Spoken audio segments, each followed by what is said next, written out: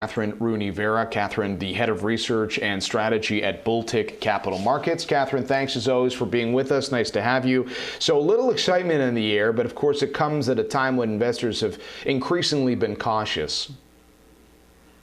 They certainly have been cautious, and rightly so, right, John? I mean, volatility has been intense over recent weeks. But I would say is that we need to focus on what has taken us to record high markets, John, and that's really one thing, and it's stimuli, both monetary and fiscal. So my perception is anytime it looks like that stimuli, either monetary or fiscal, isn't going to happen and the near-term markets fall.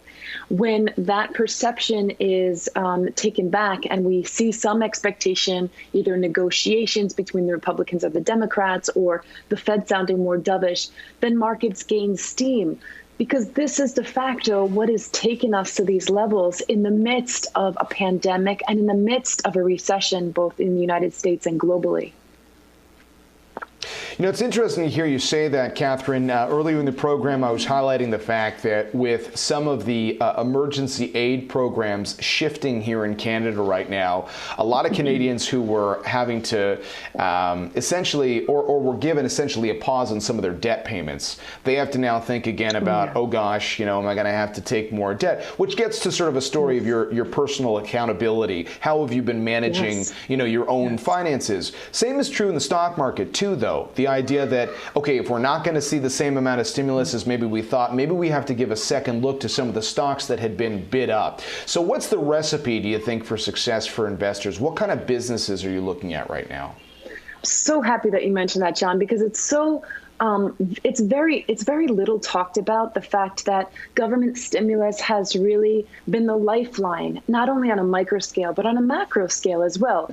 Probably in Canada, but certainly here in the United States, I can speak for being here in Florida. You've seen moratoriums on evictions, on car payments, on credit card payments, on utility bills, and that is coming to the fore. At some point, either government intervention has to make whole the people that have been, you know, adversely affected by this stimuli, by this government intervention, or we have to let things kind of ride, right? Which means that, at least here in the United States, we'll see foreclosures, we'll see housing defaults, we'll see defaults on credit card payments, we'll see defaults on car payments. We're already seeing the impact of the lifting of moratorium on utility bills and houses going dark. So the point is that I think we need to think more longer term, both from the policymaker's perspective, but also from the investor perspective. How much of this is fundamental, right? How much of the market's ascent is based on fundamentals, and how much is based on government intervention and manipulation of free markets? So against that backdrop, which is like, it's tough to know the answers ultimately to that, can make your head spin. I think one sector we've watched very closely are the technology stocks. And they seemed like a no-brainer for a lot of investors because they have some business models that are going to work for the foreseeable future. But then a certain amount of money moves into these stocks, and then more money, and then more money, and then we get what we've had. So the NASDAQ 100 this month is off about 8% coming into this trading day. How do you view the tech sector at this stage of the game? Well, the tech sector is obviously, and we've all been talking about this, John, it's just made what's inevitable pushed forward. So we all know that tech is what's helped us so much be able to, you and I, talk, or really tech been able to keep food on the table, literally, you know, ordering from Walmart or Amazon or what have you. But I would caution is that what we've seen is a lot of retail investors, mom and pops, plowing into tech because that fear of missing out, right?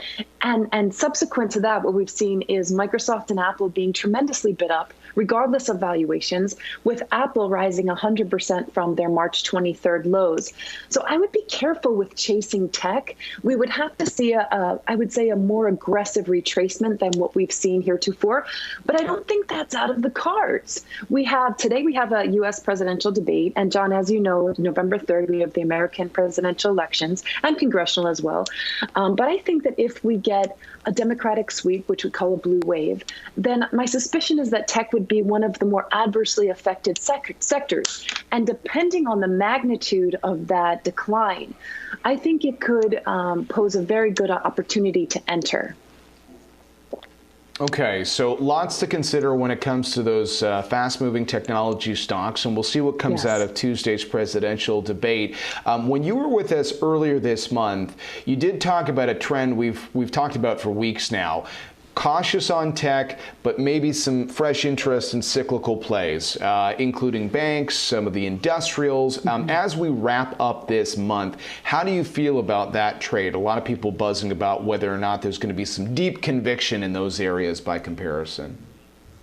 Well, it's the idea of a broadening out of sectors that have outperformed. De facto, it's been tech that has taken the markets higher, and certainly I think there are some fundamentals that support the tech play. But yes, I think that we should look at the sectors that have really dragged the broader market, and those are the ones that I suspect will play catch up. If one believes, as I do, that more monetary and fiscal stimuli are in the offing, then we should be buying the S&P. When it drops, 5-10%, we've seen a correction. We've reached 10% on the S&P. We've since retraced, and today's looking like it's pointing to be a very good day in the green. But I think we should take opportunities, and we should look to buy those sectors, John, that still present some value. And it would be precisely the ones that you mentioned. That said, I think we need to be careful with the elections. If we get some electoral volatility, either a contested election or a Democratic sweep, then we do have to be cautious certain sectors more than others. All right.